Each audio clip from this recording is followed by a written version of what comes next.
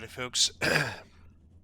A bit later than I usually like to do these videos, but it's Monday morning, getting ready for week 5 in the NASCAR Legends Series 2022 Season 2. We are at the Brickyard this weekend, Indianapolis Motor Speedway. Going to take you around for a couple laps here and show you what I figured out. I'm not as practiced up as I normally am when I record these videos. My apologies for that. I've been fighting a wicked head cold or something all weekend. I've been sick. 2 negative COVID tests, so I don't think it's that. I'm waiting on results from the PCR test, so I really don't know what it's been, but I've been badly under the weather all weekend. I'm feeling better today. But yeah, that was just a little explanation for why this video's coming so late.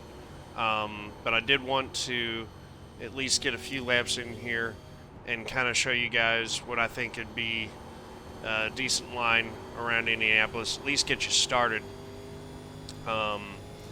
This is not going to by any means be the most optimal line. My best lap so far is a 57.436. I think folks are going to get a lot better than that. But just to kind of show you what we're doing here. Braking between the 1 and the 2 that they got on the wall. Indy's real nice versus some other tracks where they actually have these braking markers entering 1 and entering 3 for us. Very helpful to use to gauge where you want to brake.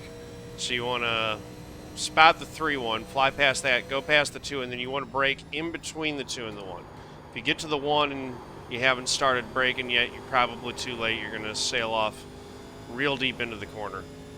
Now you can still catch it and save it. You're just going to lose some time. I'm going to show you what that looks like coming up here.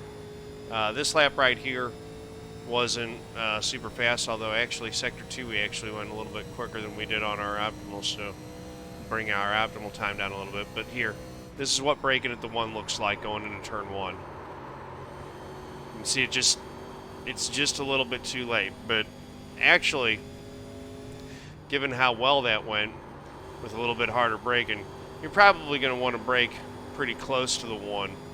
Let's try that going into turn 2 here.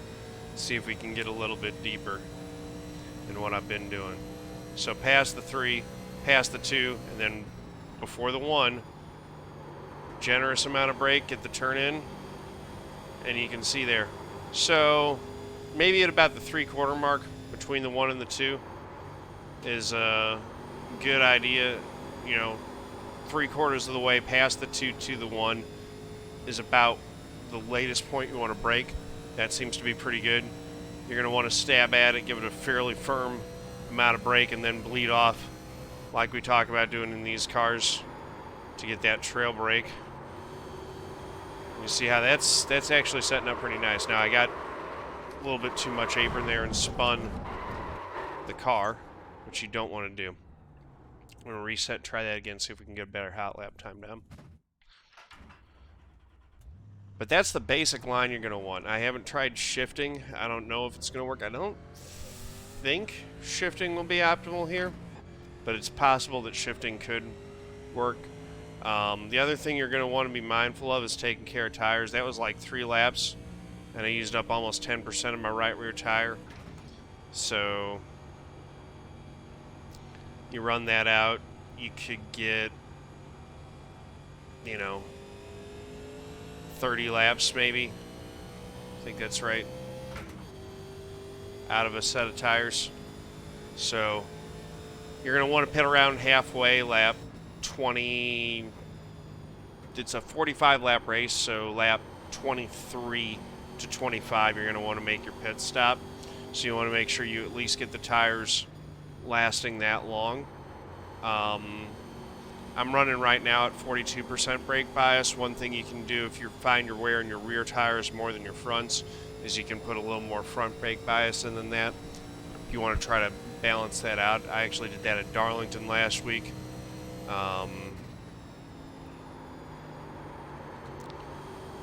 So, just be mindful of your tire wear. It's possible, I don't know, I was playing around a little bit with clutching. It's possible that you could make clutching work to the point where you're actually able to go without stopping. However, I suspect that in doing so, you might have to give up so much time that it ends up not being worth it. But if there is any caution early in the race, you can probably make it on a one-stop strategy from almost any point. So, keep that in mind, because if you can do it, that means your competition can do it, and someone else in your race will probably try it. So you want to have that just in your back pocket and be aware that clutching around here will save you a lot of fuel. It won't save you any tire. You're going to have to do the tire saving on your own. But it will save you some fuel. Let's go take a look at that and show you what that looks like. You can actually clutch around here and not lose a ton of time. I'm going to show you that here. We're going to get a lap in without clutching. And now the tires are still wearing, so keep that in mind. But I'm going to close this video out by just showing you what the clutching line, what I mean when I say clutching and stuff like that, and see how much fuel usage it saves. So we're still going to brake at the same point between the 1 and the 2. Now that right there, I probably used too much rear tire on the braking, but I'm just dumping the clutch, and then I'm moving my right foot over off the gas pedal and using that on the brake. You're going to need to practice that a couple times, because the feel that you have with your right foot versus your left foot on the brake pedal is going to be very different. So you're going to need to train your right foot to have that same muscle memory in terms of how much pressure you apply to the brake to get a good corner. But you can see that, I'm still not getting right. You're going to want to get to the point where your clutch line is as fast as your no clutch line. See, right now, I'm, 0.7 off on this lap. I'm going to try this again. We're going to try to get quicker and faster with it. There, I went a little bit high in 1 and 2, but I was a lot quicker than my previous lap, which is good. And keep in mind that these laps would be slowing down a bit anyway because of the tire wear.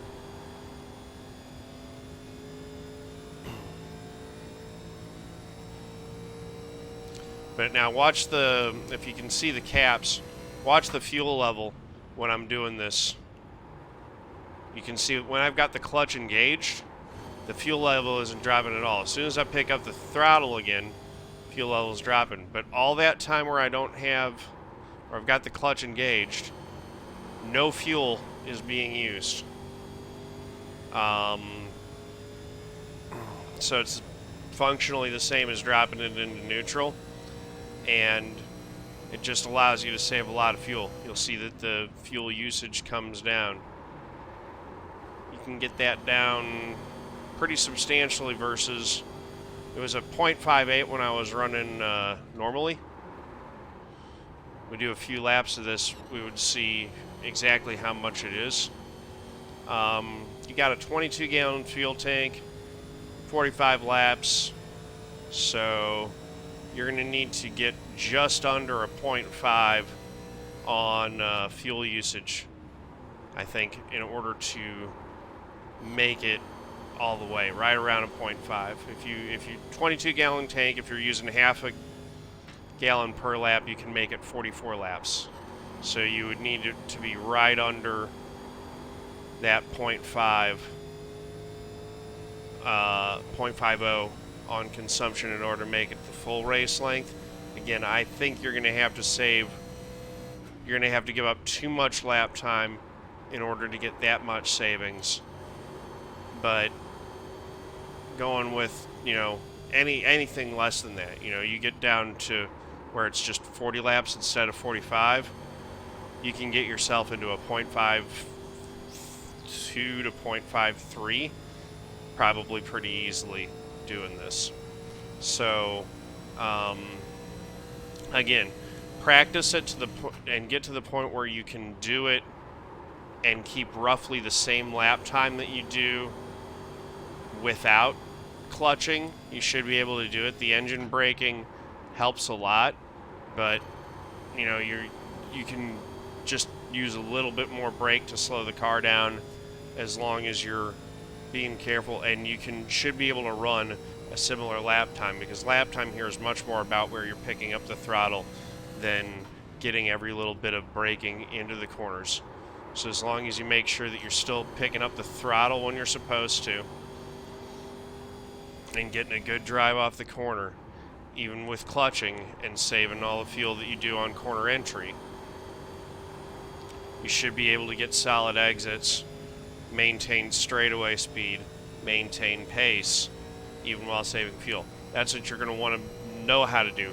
That once you've got it to the point where you can maintain your lap time, then you can back it down from there if you need to conserve a little bit more. But you want to be able to make sure that you can do this while driving an optimal lap if you want to deploy this strategy in a race. You don't want to be trying it for your first time in a race. If you want to use this strategy, you want to practice it. That said, you don't have to use this strategy. You should be able to run just fine. It depends on how the cautions play out as to whether or not this is going to be necessary or viable or optimal. So it is something that I would recommend practicing and just having in your back pocket in case the race happens to play out in a way where this matters. But, you know, it's not the kind of thing that you want to hang your whole race on. You're going to need to be able to have good race pace anyway, most likely. That said, you know, Indy's a big, wide open track, kind of similar to Pocono. Very likely that this thing could end up running long green. Once you get past the initial start, the cars get strung out a little bit. Track's fairly wide, fairly open. It's pretty easy, you know, for guys to kind of stay away from each other. It's not that difficult to just navigate the course without spinning out. And there are also a lot of areas where if you spin out, like I'm going to do here, or I was trying to do this, you could just spin out all the way down here. Anything that's below that white line isn't going to bring out a caution. So, you know, just be aware that races at this track often go pretty long green. So it's not outside the realm of the possibility that using a fuel-saving line, or that the race could end up in a situation where fuel-saving strategy is going to come into play. The amount of fuel that you can save just by clutching and running a normal line is pretty significant. You can see that, you know, it looks like I've balanced out to about a 0.53 in terms of fuel usage. That's gallons per lap.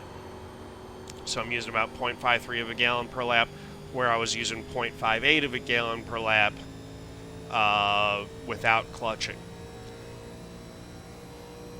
So, you know, if that ends up being a difference of a couple laps, it could be the difference between making it without stopping if there's an early caution around lap 2 or 3, or actually caution right around, caution around, like a caution on the start. You pit around lap 2 or 3, go back green with about 40 to go. It could be the difference between being able to make it all the way versus having to do a stop for a splash and go. And again, you got to commit to it most likely for the full run in order to maximize that distance. But it's something to have in your mind to consider that if there's an early caution, I want to come down and just top off, and you know, based on where you're running in the field, and if you feel like it's worth giving up all that track position, if you really feel like that it might go green the whole way after that one caution. If you've got this in your back pocket and your competition doesn't, that's an advantage that you can potentially have over them. I'm going to go back to running a no clutch line real quick, just to see how close I'm running right now on it. I don't think I'm getting optimal lap times right now by any means, but we're going to go ahead and float it in there. No clutch. We were running 59. That last one was a 59.66. We were running some 59.4s. We'll just see where our lap time works out after a couple laps, where we go back to the no clutch, just so you can see, you know, and for myself, just to benchmark where I would need to get, because again, you don't want to be giving up a ton of lap time because you're clutching. You want any lap time that you give up to be intentional, because you're trying to back it down further on the tires or back it down further on fuel conservation. You don't want it to be giving up lap time just because you're clutching. You should be able to get comfortable enough with that strategy to where the lap time works out to be roughly the same. And yeah, this is kind of what I was expecting. It looks like the lap times sort of plateau out in the probably the 58.5 range. So our best lap's a 57.4 right now. Usually with these cars, the lap times end up plateauing out as tires wear at about a second off of hot lap pace. So that makes sense. So we were running a little bit too slow with our clutch and line. Sloppy there, just got the wall. So again, I would recommend practicing it more than I have before deploying that in the race. And just understand that it's a different strategy that's only likely to work in a couple of circumstances, but if those scenarios come up and you encounter them in the race, you want to be aware that it's a strategy that people can deploy against you, even if you aren't planning on using it yourself. That should about do it for this video. Just float it in here. See, I'm running a 58.7 right now, and I'm honestly driving a little bit sloppier. I'm going to get more practice in tonight before the race opens up, because I don't feel like I'm warmed up fully to where I would want to be for this race. I feel like there's a lot more time to be gotten out of it, both in my hot lap and also what I'm running here. The other thing is that I think I'm using too much tire right now, so I might play with the brake bias a little bit to make it so that I'm using less rear tire when I'm braking on entry. Shift the balance a little bit more towards the front, since you're also using a lot of rear tire on exit.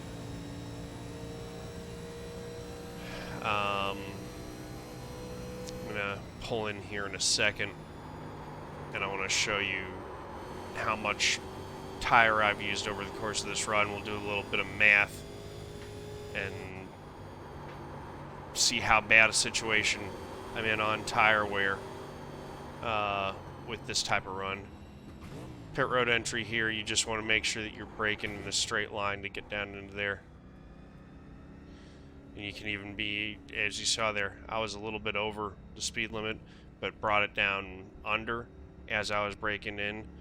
And as long as you steady that out, you can get away with it. But yeah, you can gain a good bit of time on folks braking aggressively into the pits, but you're going to lose a ton if you could collect a speeding penalty, so you want to be careful about that. Go, Bingo, go, Bingo. All right, so for that run, how many laps did we do here? We did 19 to, let's see, that's about 14 laps. Tires were at 74, 75, so that's actually pretty good. Not wearing the rear too much versus the front, so that works fine. 25% wear. That's about right, actually. That could theoretically run the whole race on those tires with that amount of usage. Again, I feel like I was a little slow when I was clutching, but yeah, just, you know, decent information for you that will hopefully help you guys out there in the race. One other thing that I want to note is don't be afraid to dip your left side tires a little bit below this white line. Before they added this curbing in at this track, if you remember, stock cars, and I think the Indy cars too, everyone was running all the way down on the apron. They put this grassy patch in on the corners, and they put that curbing in to discourage the cars from just cutting these corners. So with as gradual as the transition is at Indy and as flat as these corners are from the banking down to the apron, you can actually dip your left side tires down below the white line, which you can't do at a lot of tracks. But here it helps you to rotate the corner, and it helps you to get a straighter shot off the corner. So it, at least for me, in my preference, and I think it is optimal, it's better when you're getting the lefts a little bit down below that line. So practice it, play with it, make sure that you're comfortable with it, and see you out there tonight. Hope y'all have a good race. Thank you for watching. Appreciate y'all. If you like the video, please do click that like button, hit subscribe, head over to twitch.tv/JohnTheodoreLive. Click there to give me a follow. Thank you very much. Peace out.